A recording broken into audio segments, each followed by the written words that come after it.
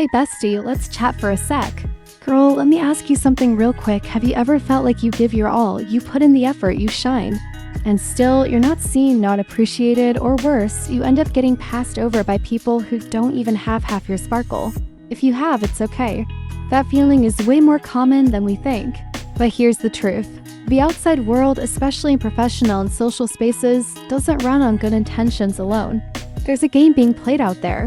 And learning how to play that game with emotional intelligence, presence, and strategy might be exactly what you need to flip the switch and start stepping into your best self. The book, The 48 Laws of Power by Robert Greene, is like a blueprint for that game. At first glance, it might seem a little cold or harsh, since it talks a lot about manipulation, power, and strategies that aren't always soft or friendly. But when you read it with more awareness, you realize it's packed with powerful lessons on self-awareness, emotional boundaries, and building your inner strength.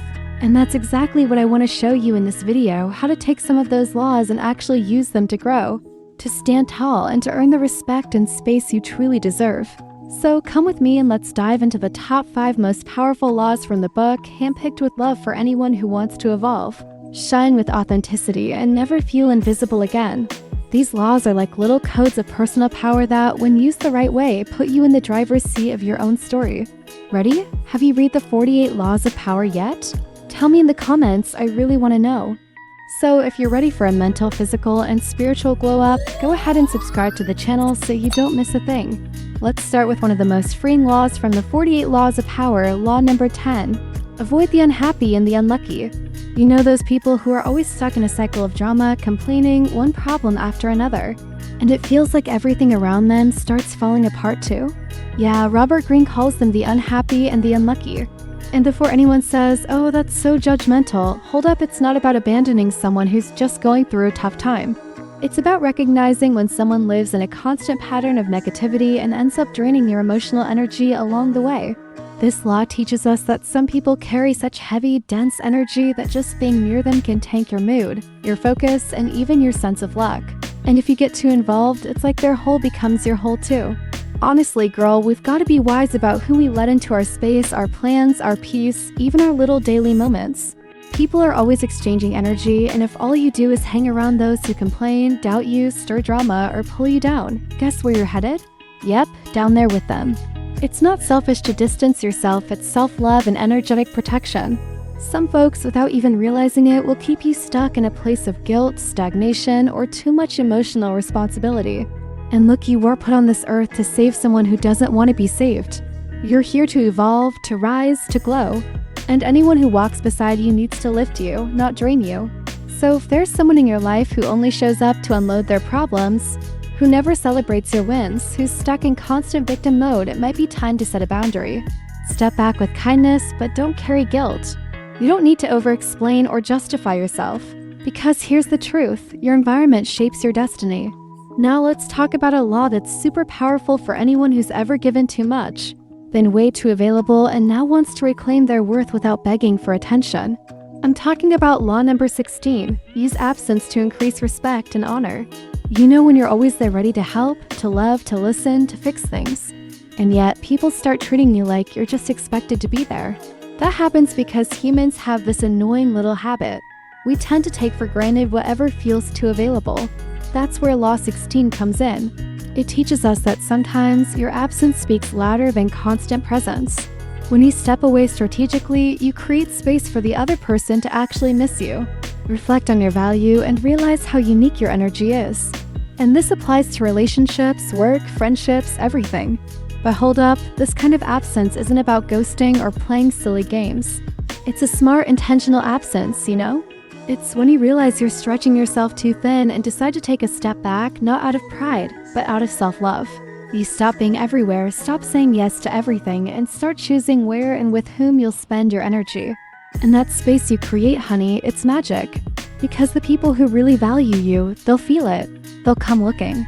They'll respect it. And the ones who don't feel anything, well, they've just proven they didn't deserve you in the first place. Using this law is honestly a major act of self-trust. It's believing you don't have to prove yourself all the time or shrink yourself to fit into places that don't appreciate you. When you learn to step back at the right moment, you send a silent but powerful message that you know your worth and you're not begging for validation. So if you ever feel like you're giving more than you're getting, remember Law 16 and give yourself the gift of absence. Sometimes it's the pause that makes us unforgettable. Now it's time to talk about one of the most empowering laws from the 48 Laws of Power. One I personally love because it speaks to something we do a lot throughout life, sometimes without even noticing, reinventing ourselves. I'm talking about Law 25, Recreate Yourself. Girl, how many times have you felt like you just didn't fit into the version of yourself you were living in? Sometimes we wake up and realize that job doesn't represent us anymore, that relationship doesn't make sense, or even that our own dreams have shifted, and that's okay. Law 25 reminds us that we don't have to stick to the same script forever. In fact, powerful women are the ones who have the guts to recreate themselves whenever necessary. Life changes, seasons change, and we've got to change too. This law teaches that you have full control over who you want to be, like literally. You can create a new version of yourself with more strength, more class, more confidence, more truth. And that doesn't mean being fake or putting on a mask, okay? It's actually the opposite. It's letting go of what holds you back and choosing to live with intention. Robert Greene says not to accept the role society hands you. Rewrite your story. And I think that's so deep because how often do we get stuck in labels, in fears, in what ifs and hold ourselves back from growing? Recreating yourself is about having the courage to step outside the box and say, now I choose to be different. I choose to be better. And I'm doing it for me. Using this law is a pure act of self-love. You can start small, change how you dress, how you speak, how you show up in the world. Learn new things, allow yourself to try different experiences. Say no to everything that no longer matches the person you're becoming.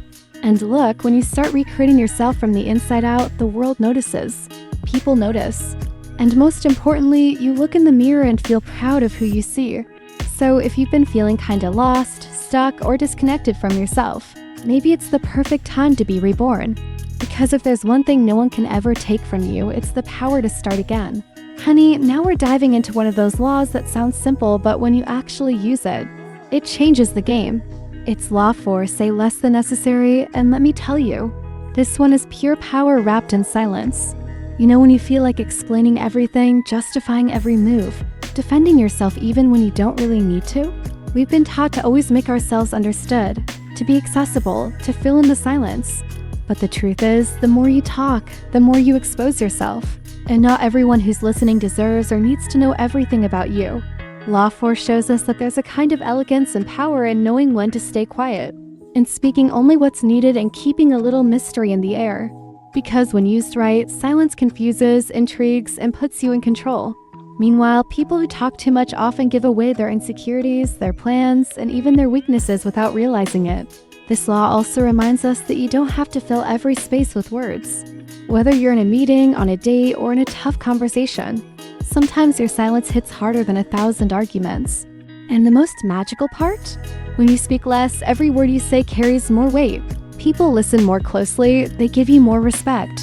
You become that woman who, when she speaks, everyone stops to listen because you know when and what to say.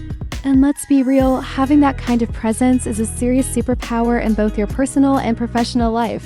And no, I'm not saying you should become a statue or stay quiet out of fear, far from it. I'm talking about speaking with intention, with focus, with awareness. You don't have to explain yourself to everyone. You don't have to show all your cards. Let silence speak for you, too. Use it as a shield, as a charm, as a strategy. Girl, this one's the cherry on top for real. 34. Be royal in your own. Fashion is like that powerful reminder we all need when we start shrinking ourselves to fit into spaces that just aren't for us anymore. This law isn't about arrogance or thinking you're better than anyone, not even close.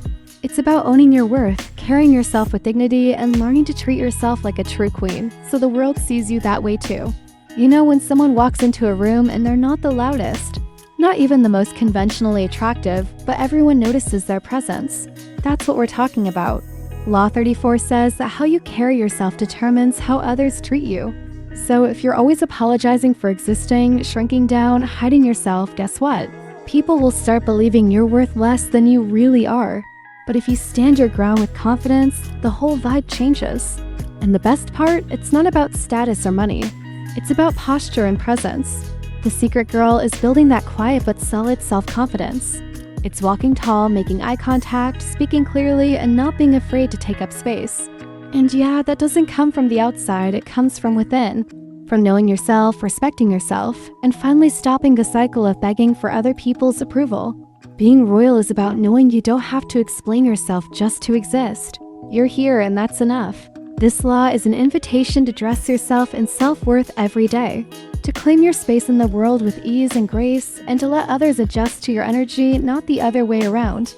Have you ever tried one of these laws and seen real results? Tell me in the comments. So yeah, girl, at the end of the day, everything we've talked about here isn't just about power in the cold sense of the word, you know? It's about taking back control of your life with more awareness, confidence, and lightness. It's about stopping the hiding, the silencing, the settling for crumbs, and starting to live in a way that actually makes sense for you. And remember, you're not here to live small. You're here to be your best version. That's it. I love you.